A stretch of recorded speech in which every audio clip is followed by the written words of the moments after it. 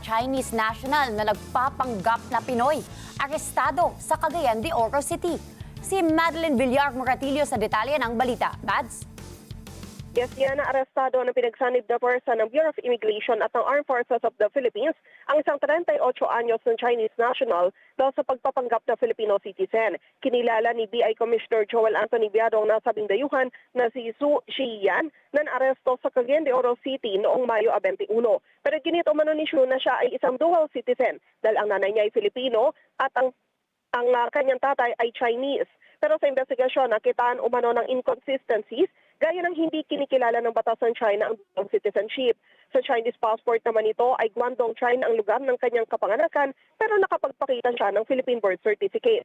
May mga nakita rin umanong multiple Philippine-issued documents sa ilalim ng Philippine name nito gaya ng birth certificate, TIN card, postal ID, driver's license at COMELEC registration slip na may larawan ni Shu.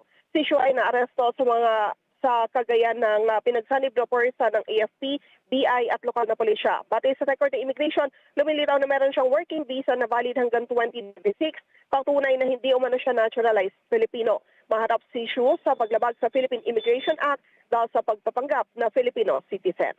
Balik sa inyo dyan, Gianna.